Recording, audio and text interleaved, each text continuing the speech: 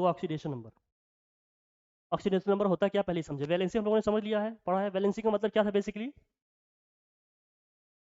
किसी भी एटम की वो क्या होती है, कंबाइनिंग कैपेसिटी होती है। वैलेंसी का मतलब क्या है कि जब दो एटम्स एक दूसरे से कंबाइंड होते हैं तो बॉन्ड फॉर्मेशन में उसके कितने इलेक्ट्रॉन पार्टिसिपेट कर रहे हैं, वही उस एटम की क्या हो जाएगी, वैलेंसी हो जाती है। ये पढ़े थे वैलेंसी। लेकिन अब ऑक्सीडेशन नंबर क्या है, देखिए दोनों में डिफरेंसेस भी हैं, अभी डिस्कस कर लेंगे। ऑक्सीडेशन नंबर का मतलब क्या है, तो oxidation number of an atom is defined as the charge that an atom appears to have on forming ionic bonds with other heteroatoms। heteroatoms का मतलब क्या है, अपने के अलावा किसी दूसरे एटम से वो जब कंबाइंड होगा तो। जैसे मैं HCl की अगर मैं बात कर रहा हूँ, जैसे मैं HCl की बात करूँ, या मान लो NaCl की बात कर रहा हूँ, जैसे मान लीजिए आप NaCl की बात कर रहे हो, इनके बीच में जब आयनिक बॉन्ड बनेगा, हेटेरोएटम का मतलब क्या है, सोडियम एक एटम है आपका, क्लोरीन क्या है, दूसरा आइटम है। जब डिफरेंट होते तो उन्हीं को हम क्या बोलते हैं, हेटेरो बोलेंगे। कंपाउंड है तो हेटेरो कंपाउंड बोलते हैं, आपका एटम्स है तो क्या बोलेंगे, हेटेरो एटम्स बोलेंगे उनको, हेटेरो एटम्स होगा ये, ठीक है। अब इसमें क्या होगा, जब इनके बीच में आयनिक बॉन्ड बनेगा तो सोडियम क्या करेगा, क्लोरीन को एक इलेक्ट्रॉन, तो सोडियम पे एक पॉजिटिव चार्ज आ जाएगा, क्लोरीन पे क्या होगा, एक नेगेटिव चार्ज आएगा। लेकिन ये एक इलेक्ट्रॉन हमेशा देगा ही क्यों, और ये एक इलेक्ट्रॉन हमेशा लेगा ही क्यों, इसका क्या रीजन है, ये भी समझना पड़ेगा। देखिए क्या होता है, हमने कहा था हर एक एटम क्या चाहता है, स्टेबिलिटी गेन करना चाहता है। अगर हर एटम स्टेबिलिटी गेन करना चाहता है तो अपने आउटरमोस्ट शेल में क्या रखना चाहेगा, 8 इलेक्ट्रॉन रखना चाहेगा। या जो उसके नियरेस्ट नोबेल गैसेस होगा वो वाला कॉन्फ़िगरेशन क्या करना चाहेगा, वो अचीव करना चाहेगा। तो सोडियम का जो एटॉमिक नंबर होता है कितना होता है दोस्त, 11 होता है। तो क्या होता है, 281 होगा। अगर इसका इलेक्ट्रॉनिक कॉन्फ़िगरेशन करेंगे तो क्या होगा, 281 होगा। क्लोरीन का क्या होता है बताओ जरा, 17 होता है, तो क्या होगा 2,8,7। अब देखो क्या है, केमिस्ट्री का एक बेसिक रूल ध्यान में रखिएगा, यो प्रोसेस वो स्टेप्स वो प्रोसीजर सबसे पहले हो जाएगा जिसमें कम से कम एनर्जी की क्या होगी, रिक्वायरमेंट होगी। अब ऑक्टेट कंप्लीट करना है, इनको स्टेबिलिटी करनी है, तो अपने आउटर मोस्ट सेल में कितने इलेक्ट्रॉन रखने हैं, 8 इलेक्ट्रॉन रखने हैं। एक इलेक्ट्रॉन कितने तरीके से हो सकते हैं, या तो कुछ इलेक्ट्रॉन दे या तो कुछ इलेक्ट्रॉन क्या कर रहे हैं, ये ले। अब सोडियम के केस में क्या है, सोडियम के आउटर मोस्ट सेल में कितने इलेक्ट्रॉन है, 1 इलेक्ट्रॉन। अब इसके पास दो पॉसिबिलिटी है, या तो एक इलेक्ट्रॉन लूज कर दे या तो 7 इलेक्ट्रॉन। दोनों में किस दोनों प्रोसेस में किस प्रोसेस में ज्यादा एनर्जी की रिक्वायरमेंट होगी, 7 इलेक्ट्रॉन लेने में। एक इलेक्ट्रॉन देने में तो बहुत कम से कम एनर्जी की रिक्वायरमेंट होगी ना, लेकिन 7 को बहुत ज्यादा लगेगी। क्लोरीन के केस में देखो, आउटर मोस्ट सेल में 7 इलेक्ट्रॉन, या तो 7 लूज कर दे या तो एक क्या कर दे। तो दोनों में किस में एनर्जी की रिक्वायरमेंट कम होगी, एक इलेक्ट्रॉन गेन करने में ना। इसलिए क्या है, इन दोनों एटम्स की जो कैरेक्टरिस्टिक्स है ना, वो इसी कंडीशन को फेवर कर रही है कि सोडियम हमेशा क्या करेगा, डोनेट करेगा, क्लोरीन हमेशा क्या करेगा, गेन करेगा। इसलिए सोडियम देगा और क्लोरीन क्या लेगा, लेगा। दूसरे कॉन्टेक्स्ट में समझें तो क्लोरीन की इलेक्ट्रोनेगेटिविटी सोडियम से क्या होती है, ज्यादा होती है। जैसे इलेक्ट्रोनेगेटिविटी की सीरीज पढ़े होंगे, इलेक्ट्रोनेगेटिविटी की सीरीज पढ़े होंगे तो जरा बताओ क्या क्या है। मोस्ट इलेक्ट्रोनेगेटिव एटम कौन सा है पूरे पीरियोडिक टेबल में, क्लोरीन है। उसके बाद क्लोरीन के बाद क्या है, नहीं याद है, याद है कि नहीं याद है, या इतना तो कम से कम याद होना चाहिए। क्या है, फ्लोरीन, फिर क्या है, ऑक्सीजन, फिर क्या है, क्लोरीन है, फिर क्या है, कार्बन है, फिर नाइट्रोजन है, फिर अदर आइटम्स आधा रहेगा। तो most electronegative atom in periodic table is what, fluorine. फिर क्या है, ऑक्सीजन, फिर क्या है, फिर क्या है, फिर क्या है। इस तरह से सीरीज चलेगा। अब इसका मतलब क्या है, इसका मतलब ये है कि जब इनके बीच में बॉन्डिंग होगी ना तो इलेक्ट्रॉन किसकी तरफ शिफ्ट हो जाएंगे। जैसे हमने कह दिया क्लोरीन की इलेक्ट्रोनेगेटिविटी, अब इसके बाद कहीं आएंगे सोडियम वोडियम आगे बहुत। तो क्लोरीन की इलेक्ट्रोनेगेटिविटी सोडियम से क्या है, ज्यादा है।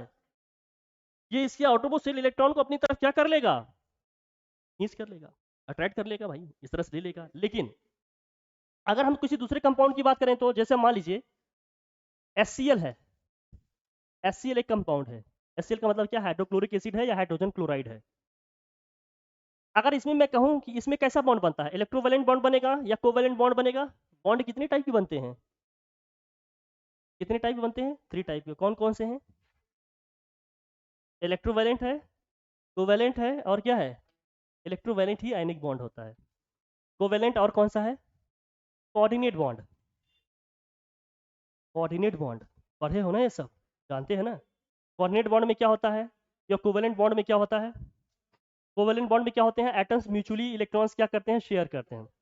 कोऑर्डिनेट बॉन्ड में क्या होता है, यूनिडायरेक्शनल शेयरिंग होती है, कोई एक ही एटम दोनों इलेक्ट्रॉन को क्या करेगा, शेयर करेगा।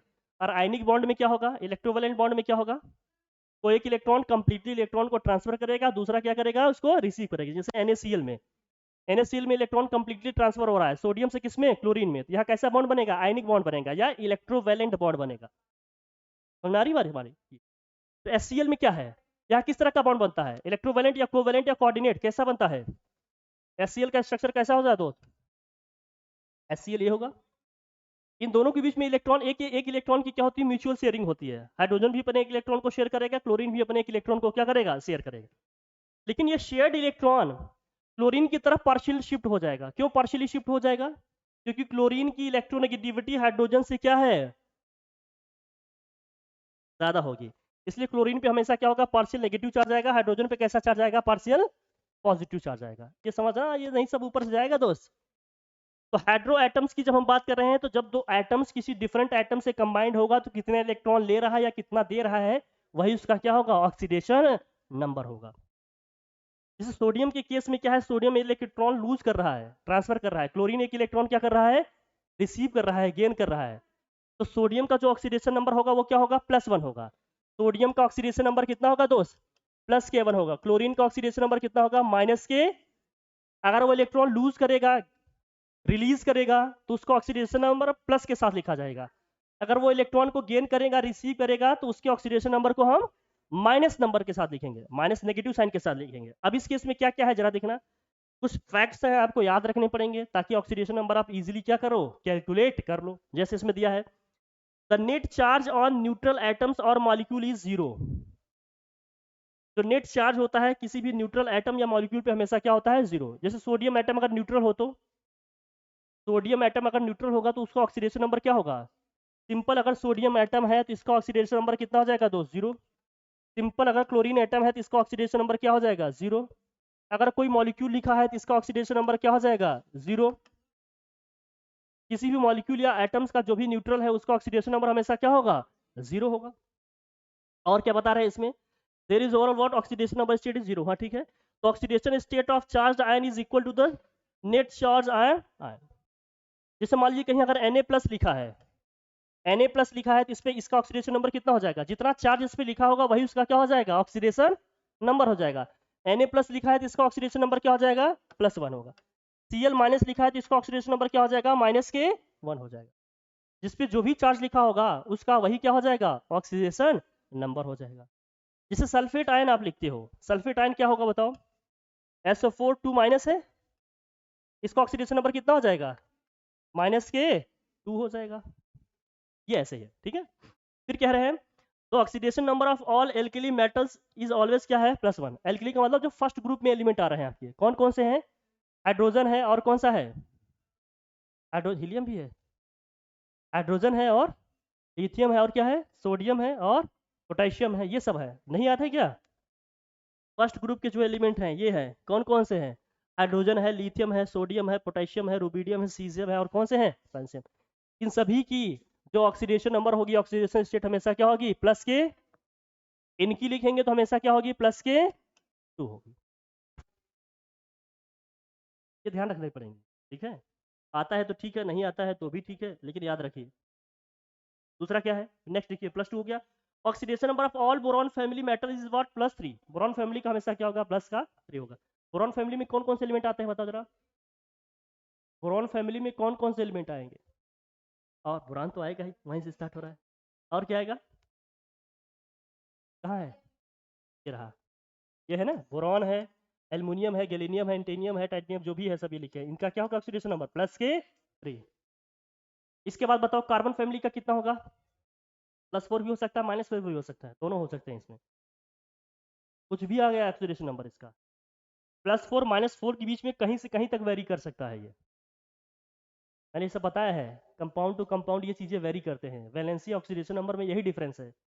ऑक्सीडेशन नंबर या oxidation state compound to compound क्या करते हैं, वेरी करते हैं, लेकिन वैलेंसी हमेशा क्या रहती है, फिक्स रहती है। जैसे कार्बन की वैलेंसी हमेशा कितनी होगी, 4, लेकिन ऑक्सीडेशन नंबर इसका कंपाउंड टू कंपाउंड वेरी करेगा। जानते कि नहीं ये सब, बहुत बढ़िया। नाइट्रोजन का कितना हो जाएगा, +K5 भी हो सकते हैं नाइट्रोजन फैमिली का, और -K3 भी हो सकता है। ऑक्सीजन फैमिली का क्या आएगा, हमेशा -K2 2 आएगा। क्लोरीन का क्या होगा बताओ, हेलोजन का -1 आएगा, और नोबेल गैसेस का हमेशा कितना आएगा, 0 आएगा। ठीक है ना, याद रखना, ये सब फैक्ट याद रखने पड़ेंगे तब जाकर क्यूजे बनेंगे। अब यहाँ दिया है ये, तो oxidation number of hydrogen in proton is +1 and hydride is कितना दिया है, -1। तो oxidation number of oxygen in oxide ion is -2 and peroxide ion में कितना होता है, -1। जैसे हाइड्रोजन पेरोक्साइड है, हाइड्रोजन पेरोक्साइड में, हाइड्रोजन पेरोक्साइड का मॉलिक्यूलर स्ट्रक्चर कैसा होगा, H2O2 का मॉलिक्यूलर स्ट्रक्चर कैसा होगा, बॉन्ड किस तरह से बनेगा, जब ऑक्सीजन ऑक्सीजन के बीच में इस तरह से सिंगल बॉन्डिंग होती है ना, तो इसको हम क्या बोलते हैं, पेरोक्साइड बॉन्ड बोलते हैं। इस केस में ऑक्सीजन की ऑक्सीडेशन नंबर कितनी होगी, ऑक्सीडेशन स्टेट क्या होगा, -1 होगा। लेकिन अगर सिंपल इस तरह से बॉन्डिंग है तो मान लीजिए H2O है, तो एक हाइड्रोजन क्या है, एक साइड से हम अटैच कर देंगे, दूसरे हाइड्रोजन को दूसरे साइड से अटैच करेंगे। इस केस में ऑक्सीजन की ऑक्सीडेशन स्टेट कितनी होगी, -2 होगी, और हाइड्रोजन की क्या होगी, +1 होगी। लेकिन जब पेरोक्साइड बॉन्ड होगा तो ऑक्सीजन के बीच में क्या होगा भैया, ऑक्सीजन ऑक्सीजन के बीच में जो बॉन्डिंग हो रही है, इसका जो ऑक्सीडेशन स्टेट होगा, ऑक्सीडेशन नंबर होगा, वो क्या होगा, -1 होगा। ये कुछ फैक्ट्स है, ध्यान रखने पड़ेंगे। अच्छा, कहीं ऑक्सीडेशन का ऑक्सीडेशन नंबर +1 भी होता है या +2 भी होता है, कोई ऐसा कंपाउंड है, कौन सा कंपाउंड है बताओ, ऐसा कौन सा कंपाउंड है जहां पर ऑक्सीजन का ऑक्सीडेशन नंबर +1 होता है, पूरी पीरियोडिक टेबल में है ऐसा कोई कंपाउंड, बोलो। डाईफ्लोरो ऑक्साइड, F2O केवल एक ऐसा कंपाउंड है जिसमें ऑक्सीजन का ऑक्सीडेशन स्टेट क्या होगा, +, बाकी हर जगह क्या होगा, या तो -2 होगा या तो क्या होगा, -1 होगा। ऐसा क्यों, क्योंकि फ्लोरीन की इलेक्ट्रोनेगेटिविटी ऑक्सीजन से क्या है, ज्यादा है, तो इसमें शेयर्ड इलेक्ट्रॉन को अपनी तरफ क्या कर लेगा, अट्रैक्ट कर लेगा। ठीक है, तो रिवाइज कर लेना, एक एक कॉन्सेप्ट बताते रहेंगे डेली, बाकी आपको टीचर सब बताएंगे। ठीक है।